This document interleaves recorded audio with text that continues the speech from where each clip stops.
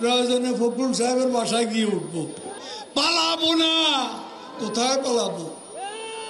পালাবো না। প্রয়োজন। চারদিকে তাকে খোঁজা হচ্ছে, তিনি দেশে নাকি বিদেশে। সরকার পতনের আগে যিনি প্রায় প্রতিদিন বক্তব্য বিবৃতি দিতেন, গণমাধ্যমে প্রকাশের জন্য গত 2 মাস 10 দিন ধরে তার কোনো বক্তব্য কিংবা বিবৃতি নেই, তার কোনো হদিস নেই। তিনি শারীরিকভাবে আত্মগোপনে নেই, ভার্চুয়াল দুনিয়াতেও।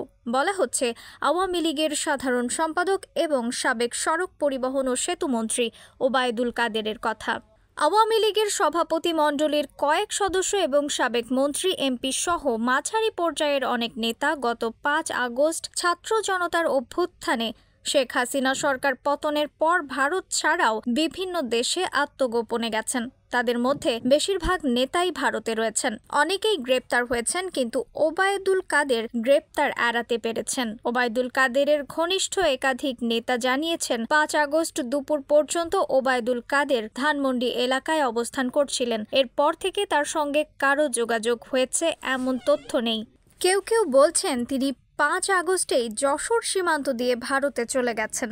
আবার শুনতে পাওয়া যায় আওয়ামী লীগের অনেক নেতা দেশের বাইরে চলে গেলেও ওবায়দুল কাদেরকে সীমান্ত পার করার দায়িত্ব নেননি কেউ। কারো কারো মতে তিনি সংযুক্ত আরব আমিরাতে অবস্থান করছেন। আবার কেউ কেউ ধারণা করছেন তিনি দেশের ভেতরেই আত্মগোপনে আছেন। ছাত্র জনতার অভ্যুত্থানে ক্ষমতাচ্যুত হওয়ার আগে পর্যন্ত শেখ হাসিনার পর দলে সবচেয়ে প্রভাবশালী ছিলেন আওয়ামী লীগের 3 বারের সাধারণ সম্পাদক ও সাবেক সেতুমন্ত্রী ওবায়দুল কাদের। সংগঠনে তিনি নিজেকে একক কর্তৃত্বের জায়গায় নিয়ে গিয়েছিলেন। গণ অভ্যুত্থান পরিস্থিতি কেন তৈরি হলো? আওয়ামী লীগের শীর্ষ নেতৃত্বের অনেকেই নানা ভুল সিদ্ধান্তকে দায়ী করে ব্যক্তি ওবায়দুল কাদেরের দিকে আঙুল তোলেন। তাদের দাবি সাধারণ সম্পাদক হিসেবে ব্যর্থতার বড় দায় তার ঘাড়ে চাপে। ছাত্র জনতার আন্দোলন মোকাবিলা করা ছিল আওয়ামী লীগ সাধারণ সম্পাদক ওবায়দুল কাদেরের জন্য বড় চ্যালেঞ্জ।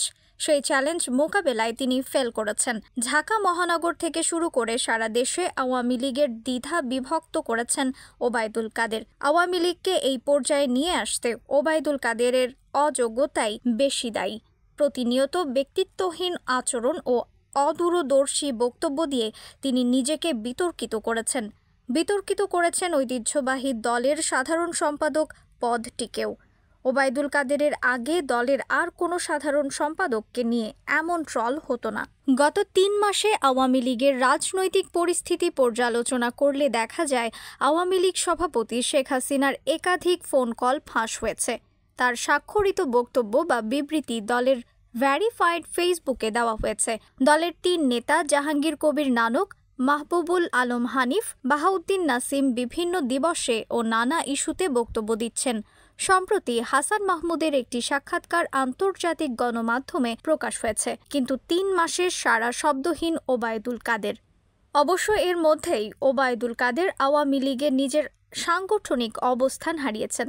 এ বিষয়ে কোনো ঘোষণা দেওয়া না হলেও তার নামে দলের কোনো বিবৃতি দেওয়া হচ্ছে না। সংশ্লিষ্ট সূত্র বলছে ওবায়দুল কাদের শুধু পুলিশ ও ছাত্র জনতার ভয়েই আত্মগোপনে নয়, দলের নেতাকর্মীরাও তার ভয়ের কারণ। তার আশঙ্কা আওয়ামী লীগ নেতাকর্মীদের সামনে এলেও হেনস্থার শিকার হতে পারেন ওবায়দুল কাদের।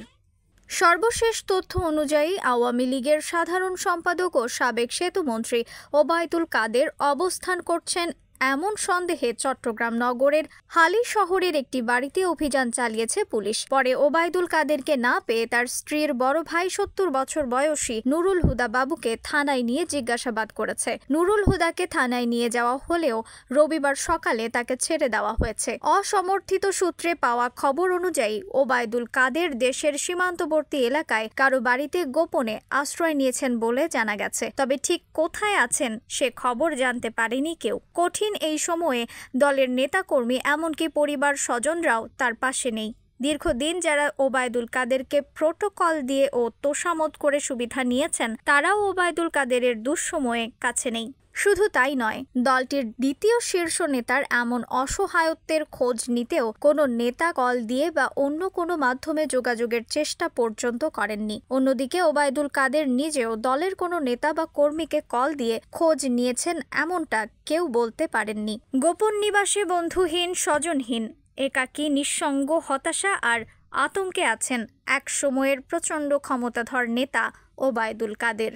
রিফাত আরা ইসলাম, 21 সংবাদ।